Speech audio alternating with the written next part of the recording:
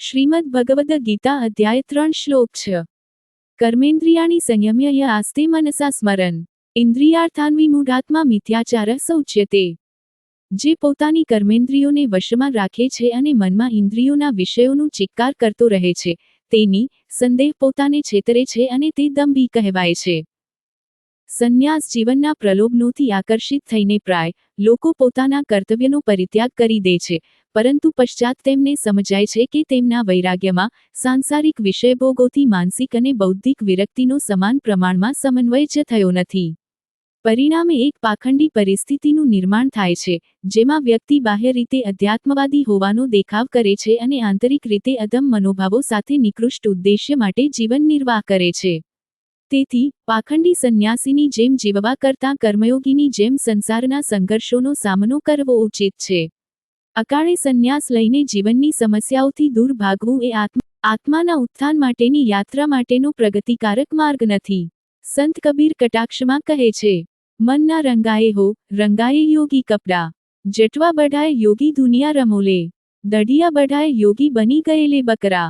હે તપસ્વી યોગી, તમે ગેરુ રંગે રંગાયેલો પહેરવેશ તો ધારણ કરી લીધો, પણ તમારા મનને વૈરાગ્યના રંગે રંગવા પ્રત્યે દુર્લક્ષ સેવ્યું।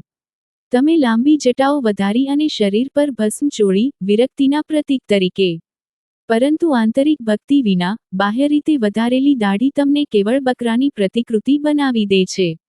શ્રી કૃષ્ણ આ શ્લોકમાં કહે છે કે જે લોકો બાહ્ય દૃષ્ટિએ ઇન્દ્રિયોના વિષયભોગનો પરિત્યાગ કરે છે, પરંતુ મનમાં તેમનું જ ચિક્કાર કરતા રહે છે, તેઓ પાખંડી છે અને તેઓ તેમને પોતાને જ છેતરે છે। આ અંગે પુરાણોમાં તાવૃત અને સુવૃત નામના બે ભાઈઓની કથા છે। આ બંને ભાઈઓ મંદિરમાં શ્રીમદ ભાગવતમનું પ્રવચન સાંભળવા તેમના ઘરેથી ચાલતા નીકળે છે।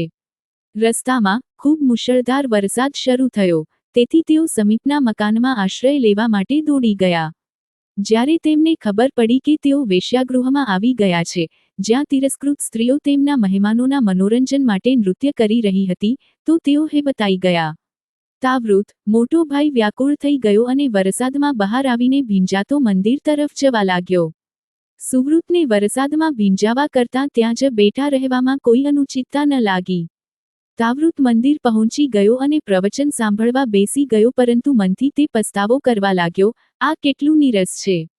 મેં ગ્લાનિ ઉપજાવે એવી ભૂલ કરી છે। મારે વેશ્યાગૃહમાં જ રોકાવા જેવું હતું। મારો ભાઈ ત્યાં ગાન તાનની મજાઓ માણી રહ્યો હશે। બીજી બાજુ સુવૃત વિચારવા લાગ્યો, હું શા માટે આ પાપી ગૃહમાં રોકાઈ ગયો? મારો ભાઈ કેટલો પવિત્ર છે, તે ભાગવતમના જ્ઞાનથી પોતાની બુદ્ધિને સ્નાન કરાવી રહ્યો હશે। મારે પણ હિંમત કરીને વરસાદમાં ભયભીત થયા વિના ત્યાં પહોંચી જવું જોઈતું હતું। છેવટે હું કાંઈ લૂણનો બનેલો તો નથી જ કે થોડા વરસાદમાં ઓગળી જાત।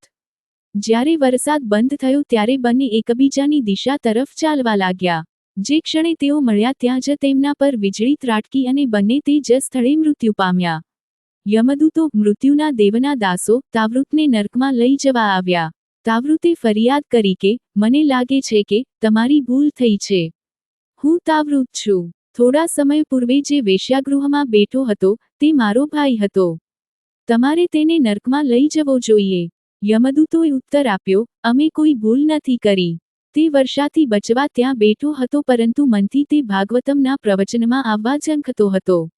બીજી બાજુ જ્યારે તું મંદિરમાં બેસીને પ્રવચન સાંભળી રહ્યો હતો ત્યારે તારું મન વેશ્યાગૃહમાં રહેવા લાલાયિત થતું હતું। તાવૃત બરાબર એ જ કરી રહ્યો હતો, જેના વિશે શ્રીકૃષ્ણ આ શ્લોકમાં સમજાવી રહ્યા છે। તેણે બાહ્ય રીતે ઇન્દ્રિયોના વિષયોનો ત્યાગ કર્યો હતો, પરંતુ મનથી તે તેનું જ ચિક્કાર કરતો હતો। આ અનુચિત પ્રકારનો વૈરાગ્ય છે। આગામી શ્લોક ઉચિત પ્રકારના વૈરાગ્યનું વર્ણન કરે છે।